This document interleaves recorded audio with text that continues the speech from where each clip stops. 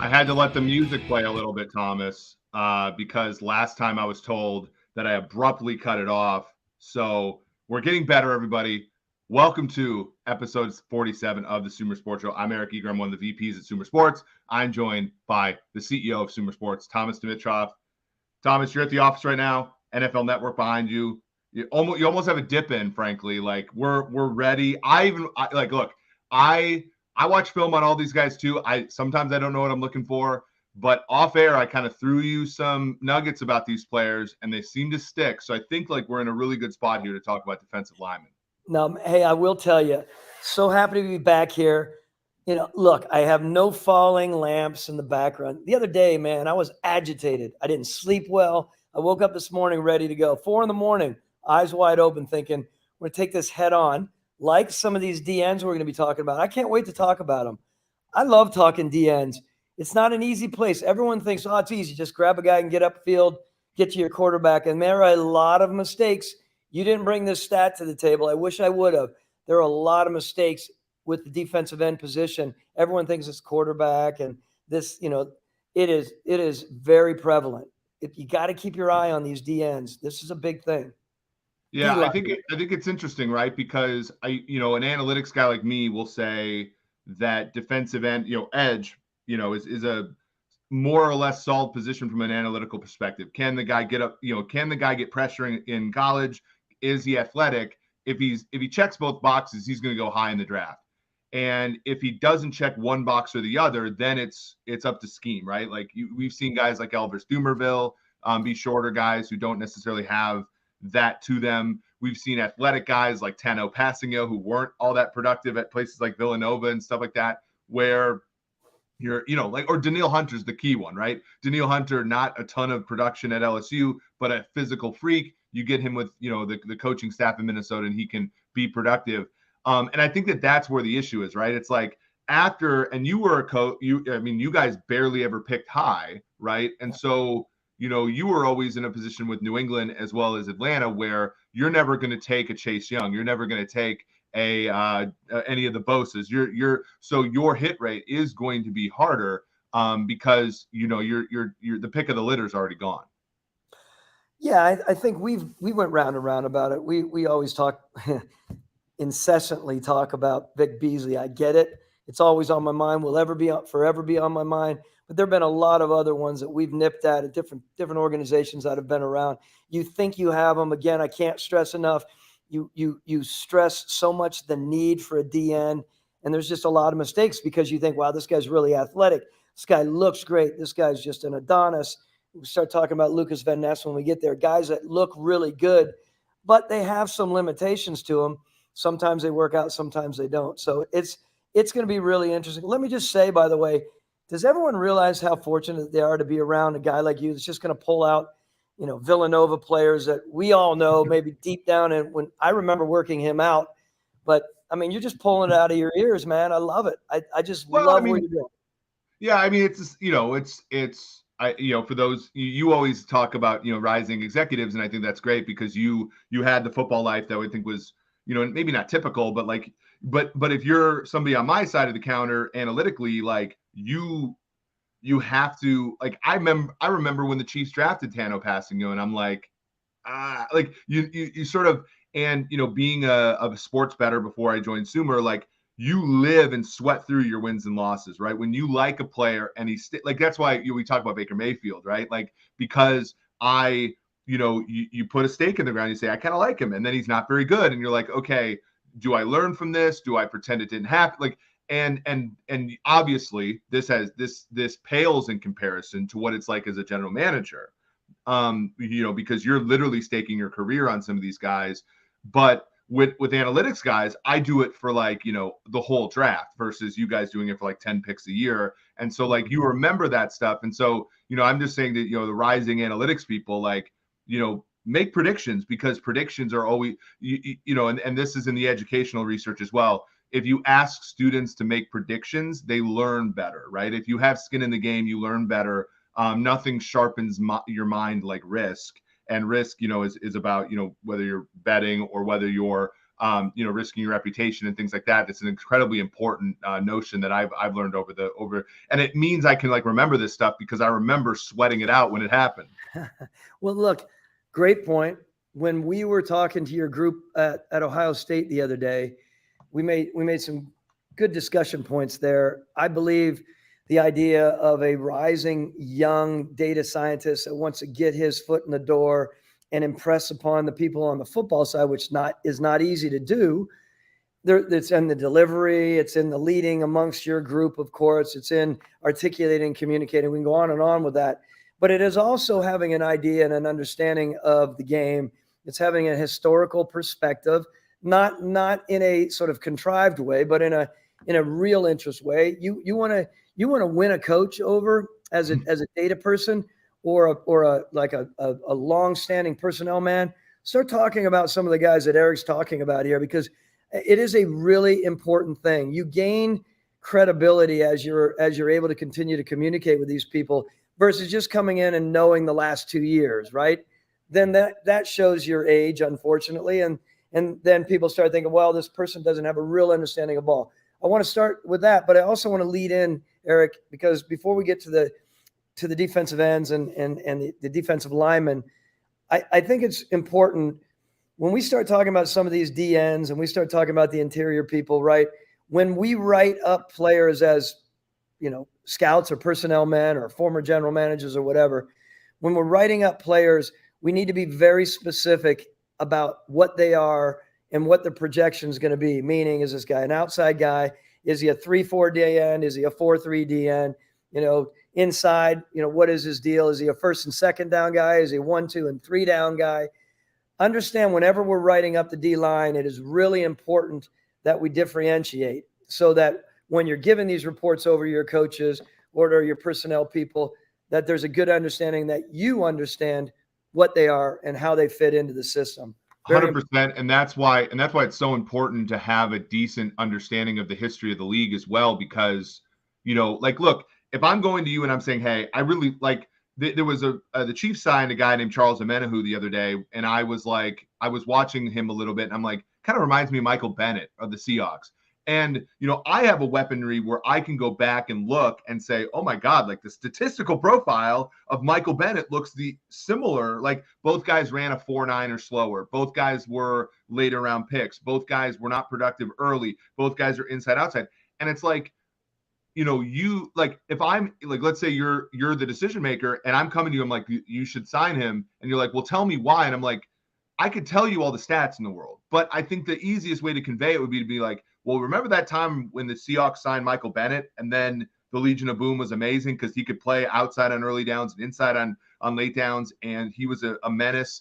And like there's similar statistical profiles. Then you're like, oh, because there's a the movie Road Trip where one of the characters is like, I could teach you anything as long as I can relate the material.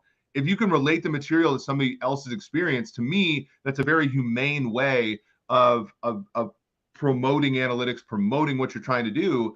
And to your point, like, you have to have prototypes in your mind. Is this guy an outside guy? What do I think about when I think about an outside guy? And if you come at it from a stats perspective, build that statistical prototype. If you're a scout, build that scouting prototype and then be able to relate, because look, like, I think the most humane thing that somebody can do when they're trying to break into a discipline, or where they're trying to win the hearts and souls of people who are, in the discipline for a long time, is to talk about their experiences, right? Because that's where they have an edge over you, right? Like you've made more decisions than I'll probably ever make about football, and it's like, well, in order for us to communicate, like that's probably the easiest medium, right? It is, and you're making some great points here. We've also talked, Eric, the idea about making sure that those comparatives aren't just statistical, right? Just, again, up and coming guys and gals that are getting into the NFL and earning the sort of credibility and the respect from the people in the building. When you're compare apples to apples, like physically important, right? You're not just saying this guy reminds me of so-and-so and you have a 5'9" guy and a 6'2" guy. Right. It just doesn't fly, right? It literally, they have to be in the physical physically have to be in the same mode. Same with explosiveness. You're not going to, compare a guy who's a long, loping, levered guy with a guy who's a short, quick twitch guy, but maybe there's something that reminds you of him. You can use that in your comparatives, of course, but it's very tough to group them in and saying, this guy really reminds me of this player, and it may be only one thing. So I would always say be careful in that transition. And as you're moving into the NFL, it's so important to make sure that everything comparative-wise are kind of in line. And let me ask you this before. Here I am. You're the host. I'm just along for the ride, but I'm fascinated by this. I'm going to ask you. I'm going to put you on the spot like you do me. Who, in your mind, over the last 10 years, I think 10. No, I'll give you 12 years or 15 years. 15 years. Who is your biggest bust at the pass rush position? Let's just say that. Let's keep it out of the interior. So the player that I thought would be good that hasn't been good. Or something happened that you were expecting to rip it up and maybe had the talent to, but didn't. Besides Vic Beasley. Yeah, I mean, this one's easy because of injuries, but also he hasn't been effective. Chase Young was like one of the best, guys, sort of in my algorithm for a long time. Like that was always somebody who I thought was better than. That was always somebody who, to me, was worthy of the second pick, and in a sort of game changer type player. I think that my evaluation of him was written up even somewhere, and that one was one where I thought he would be amazing, and so far it hasn't really been the case. When it comes to like defensive tackle. The one that I actually, frankly, like I think he's grown on me a little bit is Derek Brown. Like I didn't think Derek Brown could be a pass rusher. I thought he would be an amazing run stuffer, and he's been that. But he's been a good enough pass rusher to be worthy. I wouldn't say worthy of a top 10 pick, like he was 8th, but I think he's worthy of a top 15 pick so far. And that was one where there's even an article on PF. Like that's what I love about this is like I write this up and I say, look. He's not worthy of a first-round pick because he can only stop the run, and he does a better job as a pass rusher than I predicted him to be. And so he's probably a second contract guy and probably a big second contract guy for the Panthers. And that was one that I whiffed on because I didn't think he had enough juice. And, we'll see if I'm right or wrong. But like that was one where, and the one that I'm really sort of thinking about, Trayvon Walker. I did not think that Trayvon Walker had the production profile to be the number 1 overall pick. And I think he was good enough last year so far. We'll see if he emerges, but that was one again where I kind of didn't understand that pick. And, it'll be interesting to see how that goes. Which is a perfect segue into my player that I would mention because I think he is a fantastic athlete. I still think he is, even though he just got arrested and put in jail for another year. I don't know if he went to the University of Missouri. Aldon Smith? Exactly. I mean, when Aldon Smith came out, obviously he ripped it up. He was doing unbelievable things for Trent Baalke. That was a tough thing for Trent, right? Because things were going down the way they did, of course, as far as, when they had to pick him. There were so many things about Aldon Smith that were really, really positive, really positive. Here's the quandary, and here's a debate topic for sure. I've always thought all of us, anyone who works in the NFL or anyone outside, need to understand what the owner of the team is expecting when you pick someone like Aldon Smith, right? For instance, is he a hit or is he a miss? And how are you gauging that? I wish that I could have gone back to Arthur Blank and said, in any of these picks, before we pick them, just let me know so I'm on, and it's not hindsight or it's not revised history, revisionist history. And I would say, okay, Aldon Smith comes in, very, very similar to Vic Beasley, in 2 years, unbelievable amount of sacks, and then just plummets. If he plummets because of character, or if he plummets because of work ethic or lack of passion regarding, Vic, that wasn't the case with Aldon. His would have to do with other character situations, but he's no longer with your team, even though he's led the league in sacks. If he didn't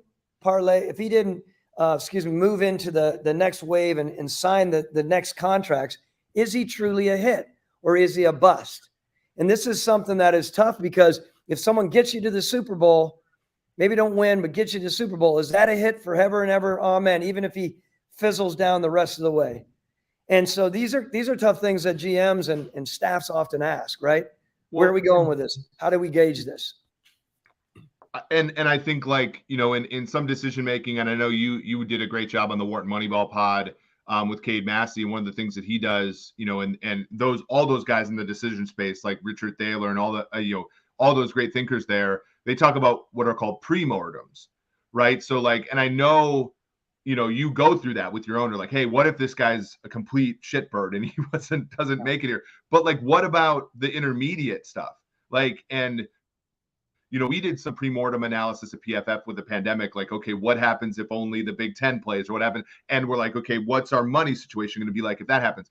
But do you think, and maybe, you know, this is not some, you know, this is something we probably should do at Zoomer, but, like, you know, go to a team and say, let's talk about this pick from a like we talk, because I talk about Mayfield that way. Like, how do you define success? If Mayfield gets us out of the miry clay and gets us into a situation where we know that we are a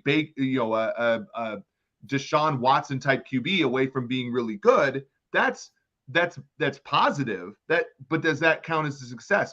Jared Goff, if you get the Rams out of being bad, right? I mean, Fisher Rams, before then it was like the Hazlitt and those Rams. Goff got them to a place where Goff became the problem. Same with Alex Smith. Alex Smith got the Chiefs from 2-14 to a place where, okay, now the quarterback's the problem. Is that a success? Because ultimately the guy that came after was better, and then they win a Super Bowl, you know, Stafford with the Rams, you know, obviously. And is that a success? Because I think a lot of people would look at Goff and say, like, Goff's the weird one, right? Like, because made a Super Bowl, but you had to bail almost completely right after his second contract. And I think, like, a really good exercise, of course, like, you know, for those who are GMs now, and, you know, for those who are going to be GMs in the future, like, have that conversation. Like, what is the success step? Because I think, for example, if you look at the number one pick in this current draft, Stroud could be a top 12 quarterback in the league, right? And I think that that's a fair, but what if he never gets to a place where he can compete with some of those truly elite guys like Mahomes and Burrow and those guys, but you're constantly winning 9 games as the Panthers, a team that hasn't won 9 games in forever? Is that success, right? Versus Anthony Richardson, where, like, there's a lot of failure. But what if he does hit on everything that everybody says he could be? Like, you know, pinning that down a priori is an incredibly good exercise. It's a great exercise. And right now someone's knocking at my back door here at the office for some reason. Okay. I think they're trying to grab the garbage. It's like one thing after another. Hey, look, I'll freestyle again. I'll talk about the odds while you're gone. Go take care of it. Say hi to Peter Schrager on the way out on the TV. Okay. It'll take me 20 seconds. Hang tight. Okay. So we're gonna look a little bit at here where the market is on defensive line as we sort of progress here. This is Grinding the Mocks. Of course, Ben Robinson runs this fantastic website where he aggregates mock drafts. Some of the guys we're going to talk about today are here. So Will Anderson, projected pick, expected draft position, which is basically the average overall the mocks that Ben looks at, is 3.5. Jalen Carter of Georgia, despite his off-field problems, it's still about 5.8. Tyree Wilson at 7.1. Lukas Van Ness, Iowa at 14. And then it starts to drop off. Miles Murphy about 18. Nolan Smith about 18.5. Brian Breesy from Clemson, 26.3. And one of the last guys we're going to talk about today is Calijah Kancey at 26.6 from Pittsburgh, the Aaron Donald clone, if we're even allowed to say that about somebody. He's at 26.6. So this is where kind of we're at. We're going to talk about Anderson, Carter, Wilson, Van Ness, and Clancy today. And firstly, let's talk about Jalen Carter. I'm going to put up this graphic that I got this morning from FanDuel. Odds are subject to change, but here is where the market is for who is going to draft Jalen Carter. The Detroit Lions are at plus 270, as are the Chicago Bears. The Seahawks at plus 470. Eagles 6-1. Atlanta, the Falcons at 17-2, and the Raiders at 13-2. to 1. So Carter kind of in that top 10 range. Detroit's picking 6, Chicago's picking 9, Seattle's picking 5, Philadelphia's picking 10, Atlanta's picking 8. So they're he is a top 10 pick in the minds of the market. When I look at Jalen Carter, 6'3", 314, 33.5-inch arms, didn't work out at the combine, was not impressive at his pro day, but of course he was going through some things, or he put himself through some things off the field. He won at a rate of 25.4% on true pass rushing reps, which again are pass rushing reps where there's no play action, no screens, no rollouts, that kind of thing, where he's just trying to win, which is 14th in college football among defensive tackles last year. Thomas, when you watch him, what do you think? Hi everyone, how you doing? We're live here, so yeah, I just want to let you know. Can I take another hour, or can I tell you? Can I look for you? Okay, I'll let you know. Yes, well, I will come out looking for you. Thank you so much. So now everybody knows that the Sumer office is Sumer North. We have hygiene that is impeccable. So we're doing okay here. I thought you were laughing at my take on Carter, but then I started to see the cleaning people come in, and we got that there. So I thought I addressed it already, but obviously I didn't communicate properly. But anyway. I don't know. I think that's a little overrated. I think communication sometimes still you cannot account for some things sometimes. It's irreducible noise, as we call it in math. Your question to me, however, as I flipped around, what do I think about Jalen Carter? Is that? Yeah. Oh, is that where you want me to lead in? Yeah, let's talk about Jalen Carter first. Look, obviously he's got a ton of ability. With what we know is so important in today's world, you need to pressure the quarterback up the middle, right? There's no question about it. We can talk about Kancey on another level, smaller guy, of course, but a guy like this who has the ability to get upfield, the guy that can rush up the middle, has the athleticism that is really, really dynamite for a guy. And I never use the word dynamite, but he has explosive athletic ability. He has body control, all the good stuff that you need to get around, to maneuver and to slice through to get to the quarterback. All of that is great. We don't need to go into a whole bunch of detail about the character side, although we should bring it up because you're going to ask me how much truly is the issue, and we can talk about that from a GM perspective. But when we talk about interior guys and we talk about the ability to get upfield, again, is this guy a first and second down guy? Is this guy, does he just hold the point? Is he a one-gap guy, a two-gap guy? This guy has the ability to do it all. He is really, really special. He is right up there with some of the best ones that we've seen in quite a while. However, as you all have heard, he wasn't in good shape. He didn't really work out well at his workout. Of course, he didn't work out at the combine. So you're going to have people out there that are concerned about, what are they really dealing with, right? He's from Apopka, right? I think he's a Florida kid. Yeah. As far as the hood, the neighborhood. So I mean, he's obviously a dynamite athlete. I think his upside is really big. I think they need to figure out the depths of all of this, of course. But I don't know. For a while there, was he really projected to go in the top 5? Maybe. Where does he end up? How far down does he go? Again, like the kid a lot. Don't want to go in circles on this. It's going to be an interesting thing to see how far he does fall. Yeah. Do you think? So when I watched him, I was certainly impressed. I did think, though, he was a guy that was he won with strength more than he won with speed. But that was, does that translate in the NFL right away? I'm not sure. That would be something I'm concerned about. But, obviously with defensive linemen, if you can hold the point of attack, there's a lot of benefits to that, in the NFL as well. So that was when I watched him. Look, I mean, his statistics are great. Winning 24.5% of the time is wonderful. So beyond the whole winning with speed versus winning with power kind of thing is one thing. But the other question I had is when the guy comes from as good of a program as Georgia, where a lot like last year, people are like, oh, you have to kind of grade Trayvon Walker differently because he's asked to do this and Devin Lloyd's asked to do this, or not Devin Lloyd, I'm sorry. Quay Walker and Nakobe Deaner are expected to do that, and then et cetera, et cetera. Does they lost some players from 21 to 22. So he had to pick up some slack and did, but there are still just a ton of really talented players on that team. And so do you ever worry about the fact that maybe he's being helped out by players around him, or is that's obviously the scout's job to sort of tease out?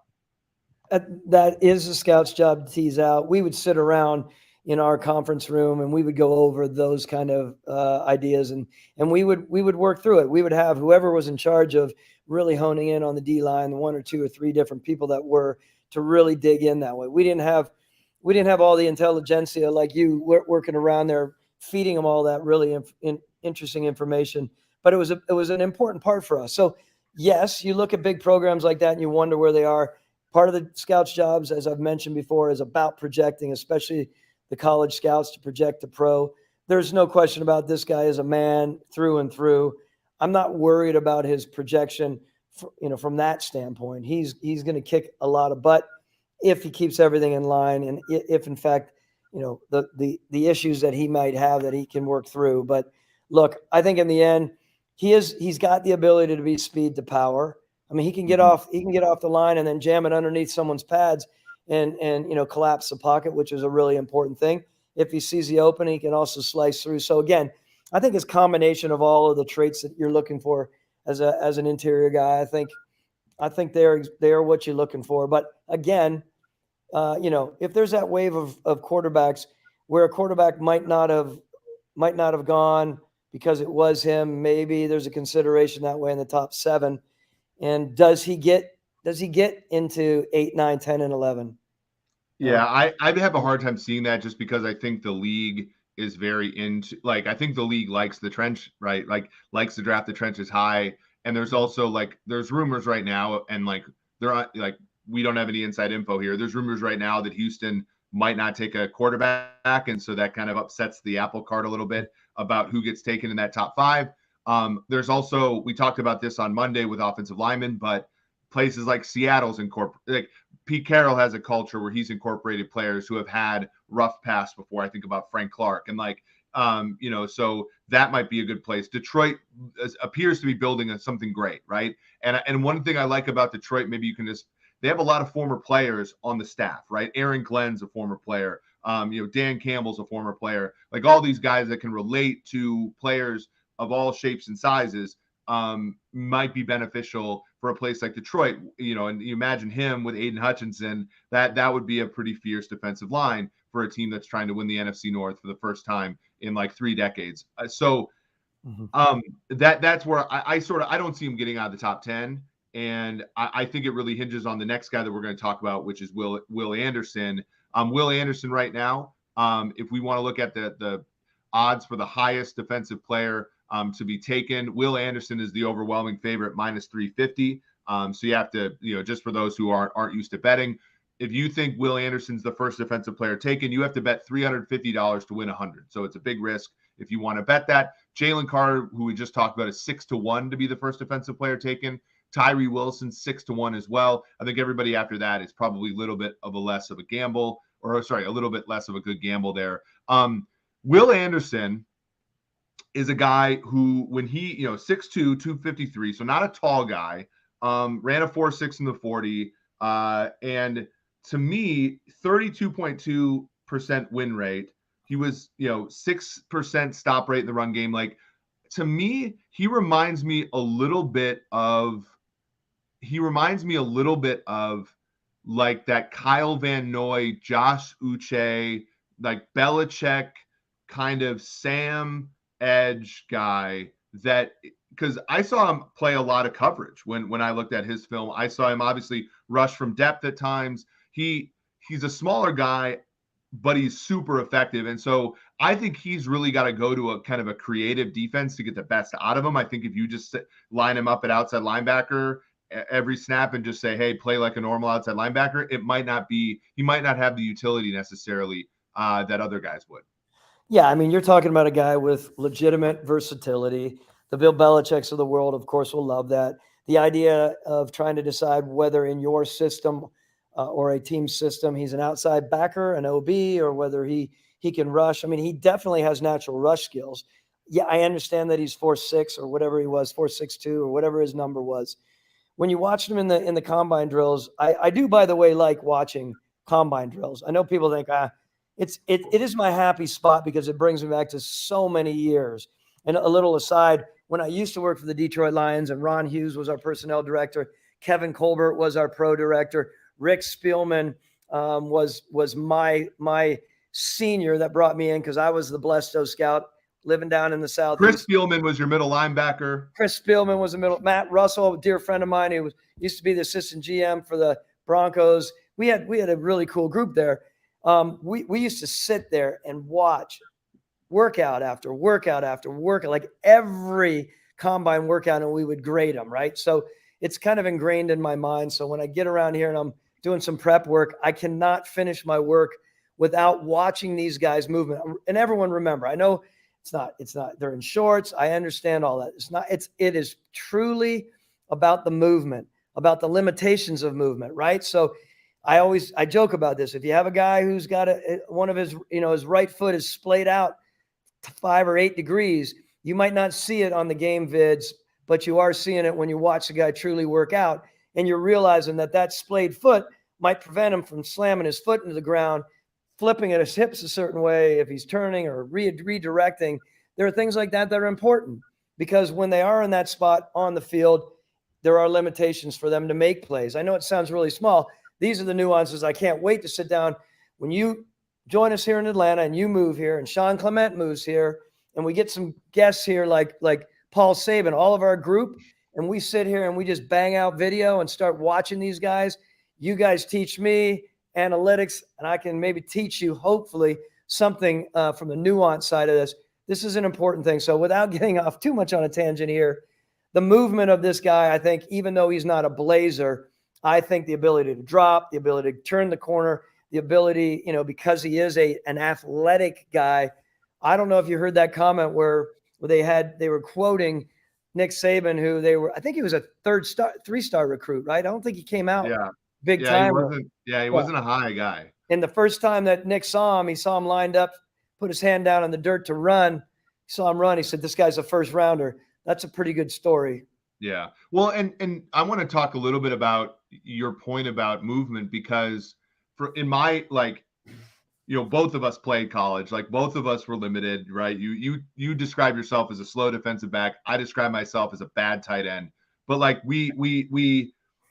when you are not limited athletically, but when your movement has limitations, there's only so much you can build on your game, right? Because if a coach is going to come over here and be like, "Hey, I need you to flip your hips a certain way," if you already have inefficiencies in your movement, it's going to be that much harder for you to adjust to a scheme or adjust to a different coaching style. If you have, I think about when I was a wide receiver before I was a tight end, it was when they tried a different move off the line of scrimmage, I had false steps in my feet that were just really bad.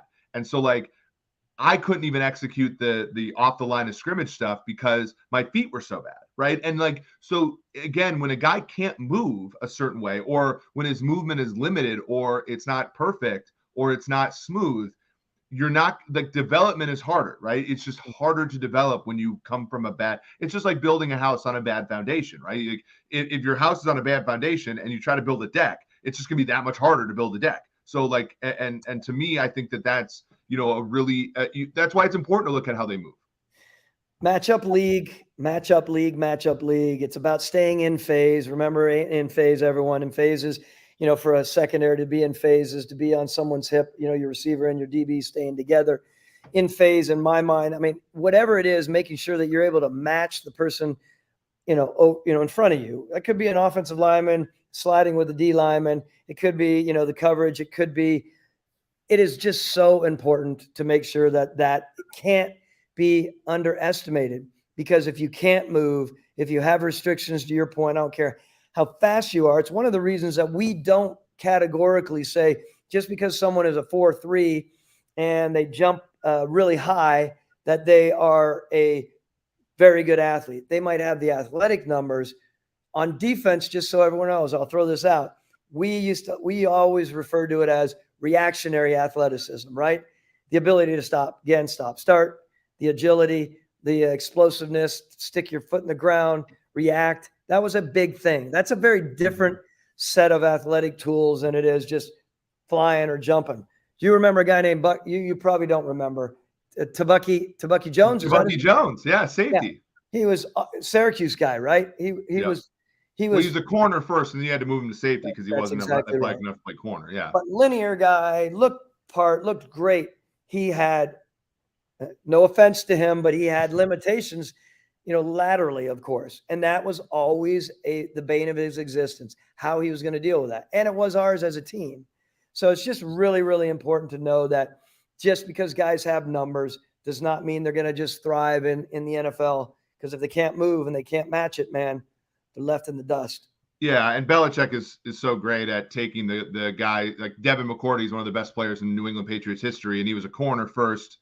He couldn't play the man scheme anymore, so they moved him to safety. He's going to make the Hall of Fame. Like Tabucky Jones was part of Super Bowls for you guys, and like even though he wasn't a complete player and probably didn't live up to his draft position, he was still useful. But to your point, like he had to move to safety because there are only you have to be a certain movement guy to place corner in what Belichick tries to do for the most part. Here's a question here, and this is from BeatGamer99. We really appreciate all the people joining us live. I'm interested in Thomas's thoughts on Will Anderson, considering the talking point that he might not even be the best defensive player in the draft. Now, we've gone in order with Carter to Anderson here. I'm not trying to imply anything about how I think in terms of those two.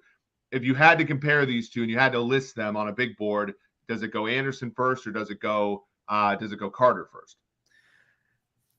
Character stuff aside, which is not usually me because I have to take in the whole picture. I think Carter gets the nod. I like Anderson a lot. They're just again, the fact that he's not blazing it at a 4.49 or a 4.50, that's a little bit of a concern to me, but believe me, he can thrive.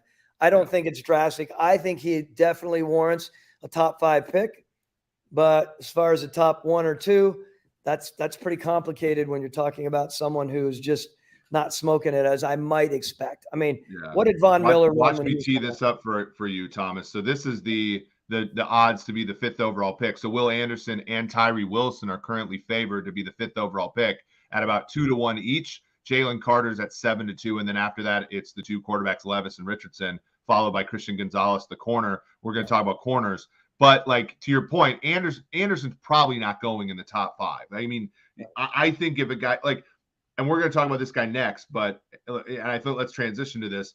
If a team like Houston at 2 is going to eschew the opportunity to go for quarterback, I think it's going to be for this guy here, Tyree Wilson. And I had a team staffer, a good friend of mine who was like, it's funny, every single week I always text him. I'm like, I'm watching this guy today on Saturdays. I love just like, and he goes, I'm watching 19 from Texas Tech. And I'm like, and I watch him, I'm like, oh, holy shit, this guy is a pretty big freak. Right. And so like, and that was the first one he told me this year, which was a lot of fun. And I'm like, okay, this guy's a top 10 pick. He's 6'6", 271 pounds, 35.5-inch arms, 23 reps in the bench press at the combine. He won at a rate of 37% in true pass sets, which is 6th in college football last year. Now, Big 12, caveats there. He was also 7th in college football. When he played on a run play, 10% of the time he stopped the run, basically behind the line of scrimmage. So productive, freak. Like, to me, if I'm picking top 2, I'm probably going to take a guy like that, even though I think right now Anderson's probably the better football player on average. I think Tyree Wilson might have the wider distribution, meaning his ceiling might be higher. Yeah, he's a really interesting guy. Long, he is.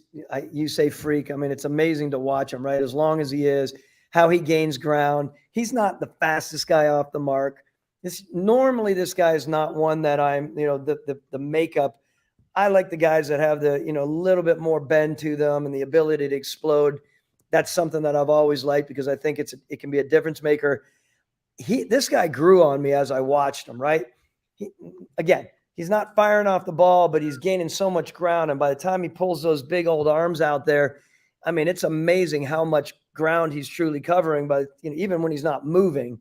And you know, when I continue to watch him and I continue to see him improve, transfer from Texas A&M, right? I think he's he went to Texas A. Yes, yeah. Texas A&M to Texas Tech. And Texas. by the way, if he goes in the top 10, I can't remember what the boundary is, but he's poised to become the highest drafted player to ever transfer at play. There's like I can't remember where I read this, but like he's unique in that he transferred one school to the next after playing at both schools. I know Burrow went to Ohio State, but he didn't really play. So he is a transfer player. Well, and my point in the end is, look, you see him rushing off of either side. You see the range that he has. I still think he's on the come, as we say. He's a guy that has upside, of course. I still think he needs polishing. And, it depends on who's going to bring him in, which I've always said that is an important thing. Just like I maintain that the O-line coach is so important. If you don't have a good defensive line coach, man, you are lost. There are some great ones out there. There are some other ones that are just full of hot air. And quite honestly, you've seen them over the years, and they don't develop their guys. This cat needs to be developed to reach his potential. And I think he's going to have a really interesting, he's going to have an interesting journey about him. But I like him. I don't think he warrants that top, to your point.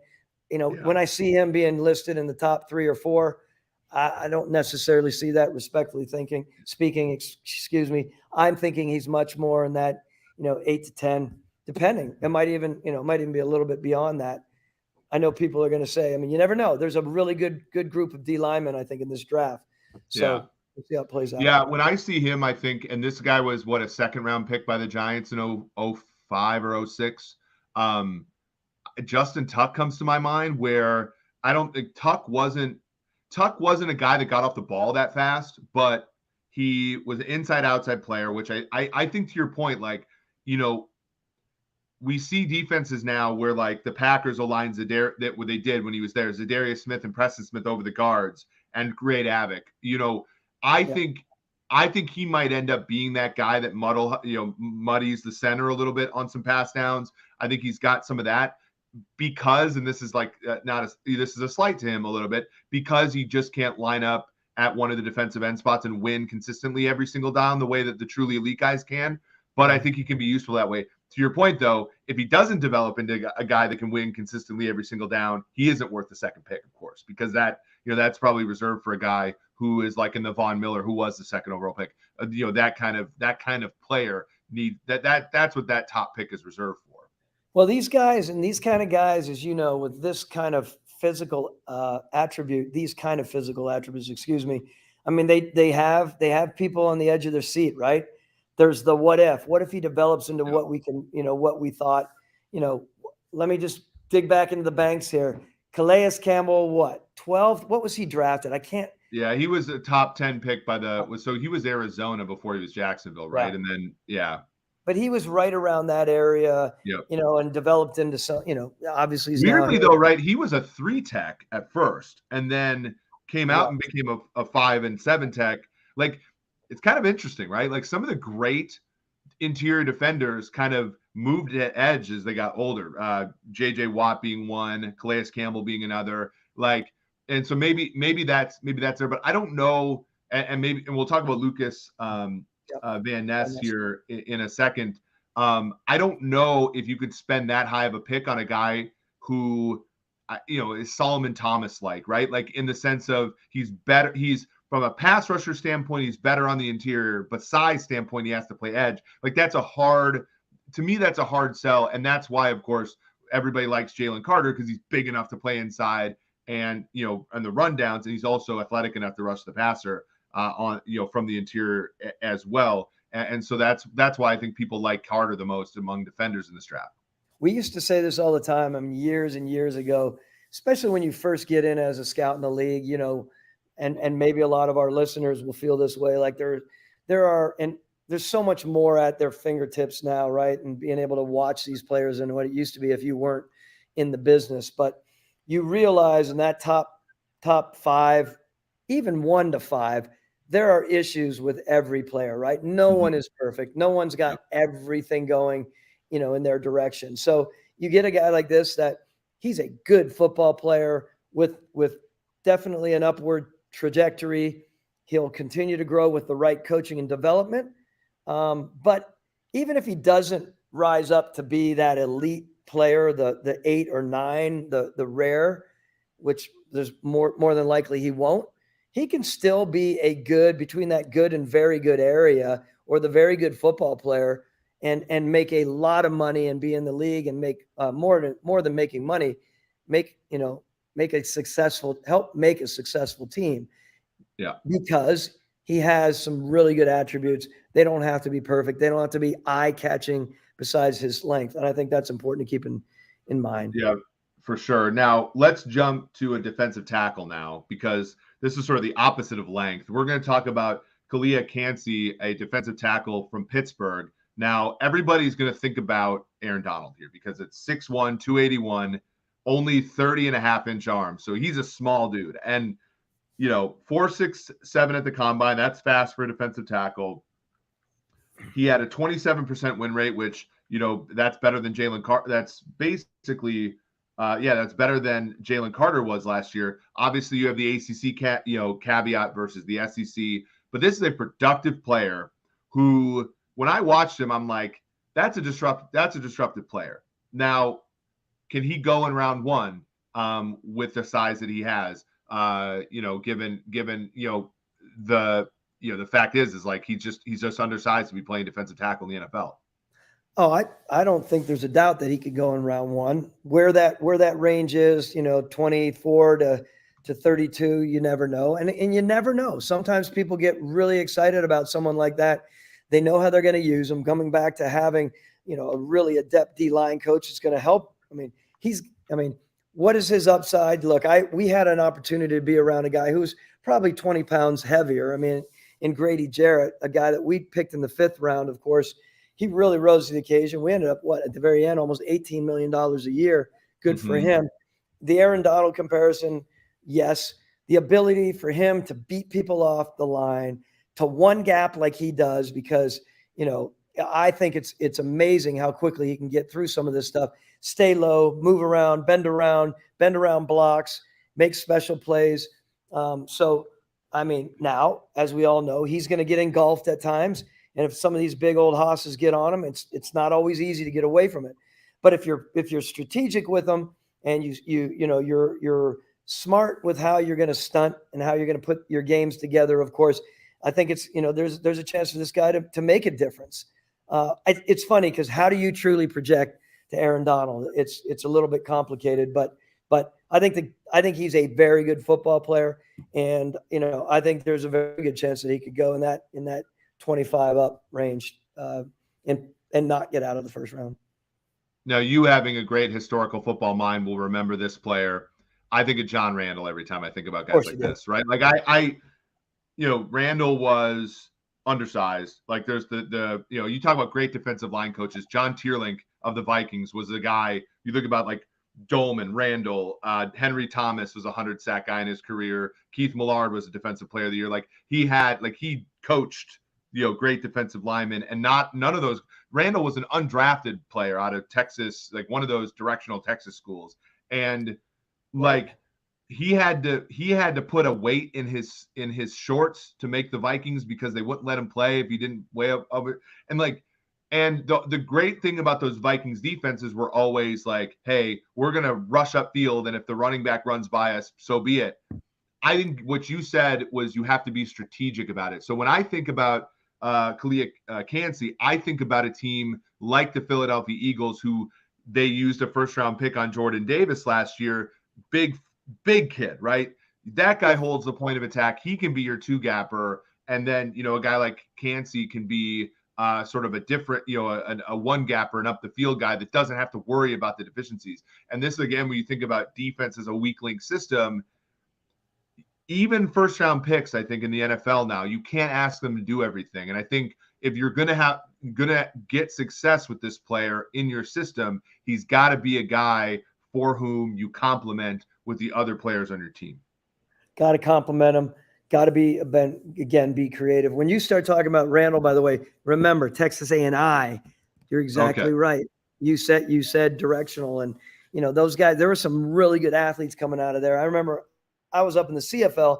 We had people that we were bringing through Texas A&I all the time because they were just, an inch short and a step slow, but they were really good football players. So a little bit of historical Randall was, perspective by there. the way, another defensive tackle who was a 3-tech for most of his career. And then as he got older and maybe a little bit less willing to deal with the punishment play to end, later on, much like J.J. Watt, much like, guys like Calais Campbell. I like this prospect. I think, again, you're looking at a guy who can be very productive in the NFL, which is exactly what you're looking for in round one.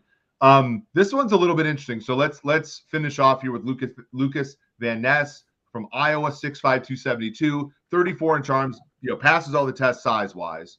4.58 in the 40, very good. 33.9% win rate in college football.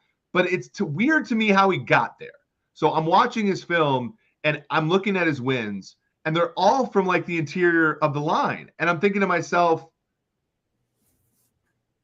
if you're a guy, like it's sort of like wide receiver, which you talked about last week. If I need to put you in the slot for you to win in the NFL in college, what does that say about your NFL prospects? If you're an edge, and I got in the Big Ten, right, where we're not talking about the best athletes at tackle, if I got to put you inside for you to win in the Big Ten, I'm a little worried, right? That's kind of where I get the Solomon Thomas comp, where it's like, not necessarily big enough to play defensive tackle every down, not necessarily good enough maybe as a pass rusher to play edge every down.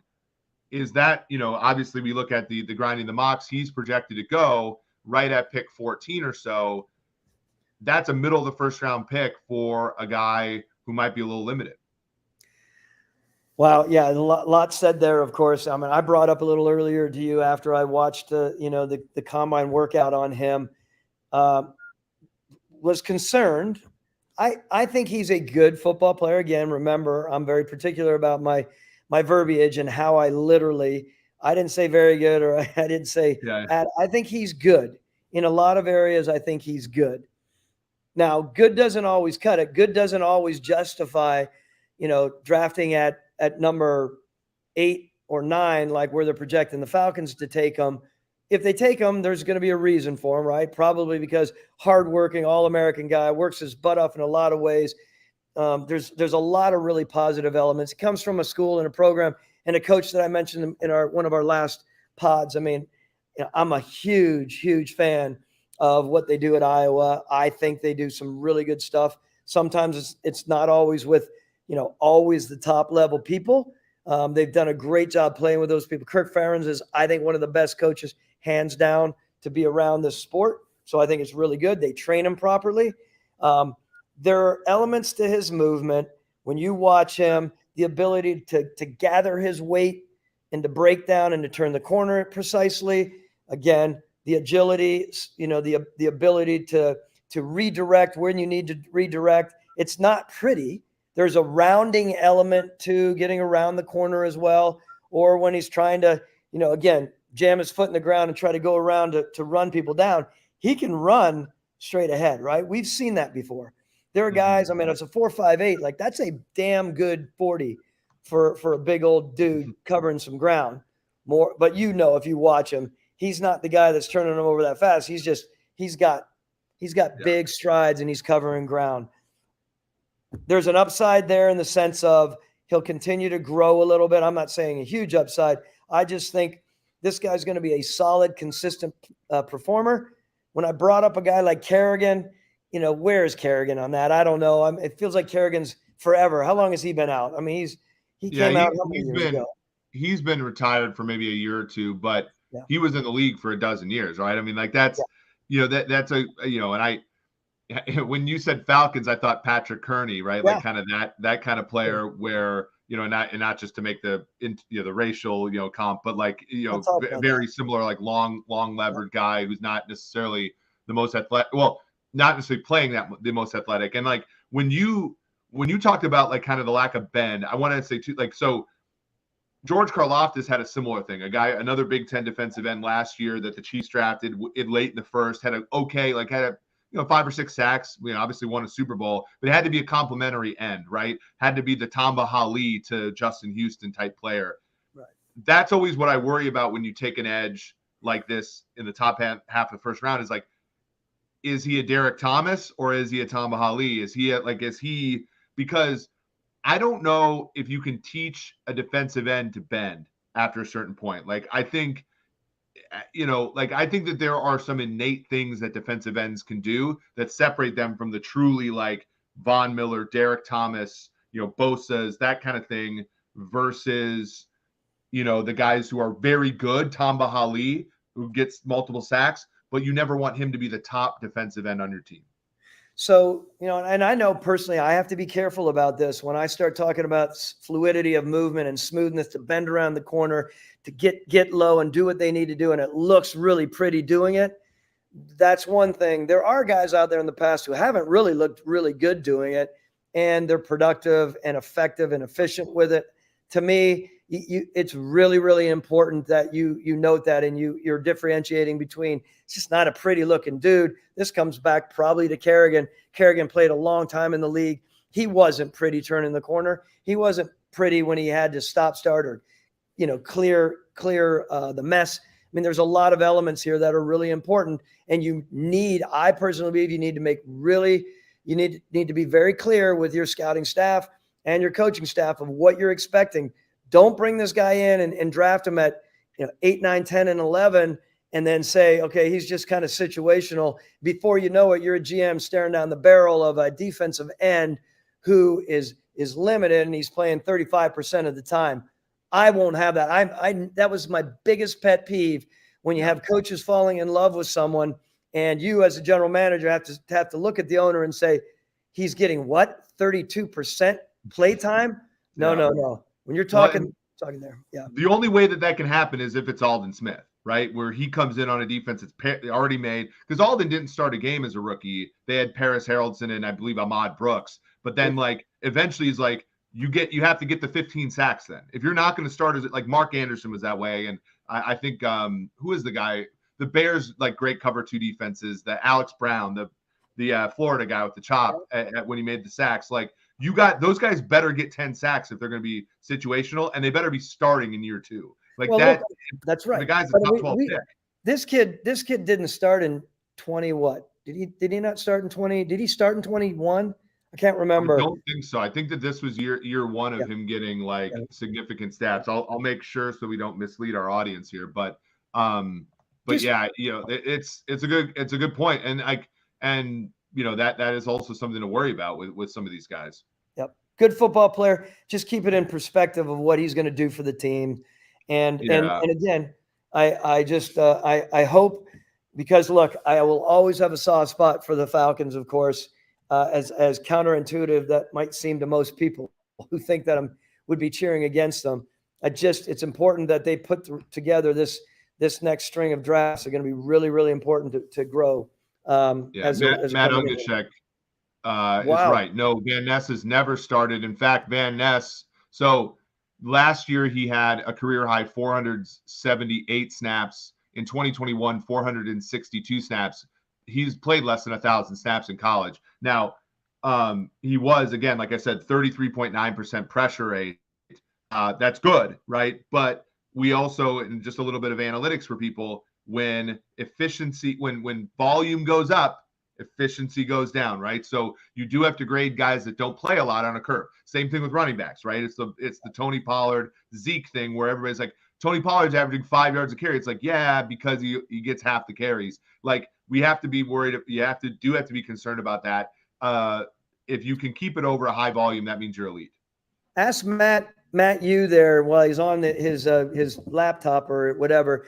Can he please look up the amount of reps that he had? Because I swear he had 17 reps. That's pretty midline in a situation. He's a good looking guy. Don't get me wrong, but I thought he was a 17 rep guy. It wasn't like he was popping off the 20 pluses, right? So where is he? Yeah, I'm on the NFL.com, NFL.com here. As a guy who topped out at 12 reps. He had 17 reps. 17. a short shuttle of 4.32, not as fast as Eric Eager in college. A tough scene there for him. But you guys never acknowledge the fact that we really didn't care that much about short shuttle. This all comes back to Bill Polian. Those of us who are really dialed in on movement and athleticism, it was all 3-cone. And by the way, who spent about 9 or 10 years at the 3-cone at the combine? I mean, that was me. When Mike Nolan joined us at the Falcons, I was at that point the general manager. He came in for an interview, I think it was a couple years later, and he's like, the 3-cone guy. That was truly how I was about ready to fire him right there and say, you're not being hired. I don't know how, anyhow, we hired him. Mike Nolan, by the way, a couple notes before we leave. Niches get riches. So if you become the guy, that's okay, by the way. But also, Mike Nolan, most hilarious draft in 2005 because they took Alex Smith. I think they took Ahmad Brooks, if I'm not mistaken. And every single interview with Mike Nolan, he said, this is what I want. This guy is what I want the 49ers to look like. He said that about every single player. They interviewed him every single turn. And, of course, in hindsight, he probably would have liked Aaron Rodgers to be a player that the 49ers look like. But, alas, Alex Smith ended up being a good pro, but not as good as Rodgers, of course. Mike, as you know, Mike he's a good football coach, comes from a very good family, and he kicked some butt for us when he was scheming with some of our guys. I remember Mike used to always say, he not saying he wasn't interested in scouting, but he used to say to us, just bring in the players. We will put them in the right spot to be the right player. That's a good and that's a tough thing for a personnel man, right? Because you're like, and then after, and we've joked about it since then, but after he would be on our local radio stations after he got fired and I was still hanging around, and he was like, we never got any good football players in there. We didn't have, and I used to think like, Mike, you said you could just let us bring in the players. Everything was fine. So, that's life in the NFL, right? A lot of fun. By the way, Mike Nolan, and this turns all the way back to some news this week. As a football junkie, I have to say this. It's part of my religion. Mike Nolan is the head coach of the USFL's Michigan Panthers. They are opening this weekend. Their quarterback is Carson Strong, formerly of Nevada, with the guy whose knee injury, of course, failed him in the NFL. Michigan Panthers, as Tej Seth, one of our great data science extraordinaires, would say, the last Michigan pro football team to win a championship, with one of my friends, Bobby Hebert, throwing the ball to Anthony Carter in the 80s. So good times. We have 8 actually professional football games this weekend. Mike Nolan will be the head coach in one of them. It's the circle of life, Simba. So much fun. We got one more, Mike Nolan. We might as well be Mike Nolan pro here. Remember what he was noted for? He wore a suit on the sideline on a Thursday night. Right. And his dad was a long time, obviously came from a football family. I always have a soft spot and a bond with those guys who have fathers in the business, because, you grow up a certain way, whether you're a good coach or you become a personnel man or a GM. It's interesting. But Mike, Mike was that suit guy. He looked good. He wore it well too. Yeah, it was sort of, I remember it funny. It was like they made him this suit that had like Under Armour material, so it was still kind of athletic-y and stuff. I'm like, why can't we get those suits? Like, I gotta wear this cotton thing to church every week, and like instead he's balling out over there. But yeah, that was interesting time in 49ers football. You can't talk about the Jim Harbaugh Niners without talking a little bit about the players that Mike Nolan helped get them. So awesome. This has been fun. I love talking defensive linemen, because I think the position is fairly straightforward, but there's so many cool nuances to it. And Thomas, it's been a pleasure, of course, to walk through the nuances with you. For all of you listening, again, we really appreciate it. Hit the like button, hit the subscribe button wherever you get your podcasts. Obviously, for those of you that are watching us on Twitch, we welcome you as well. Continue to do so. As I said in the last podcast, tell a friend about the show, because if you do, once we hit it big, you can say that you were there first. So for Thomas Dimitrov, this has been Eric Eager. This has been episode 47 of the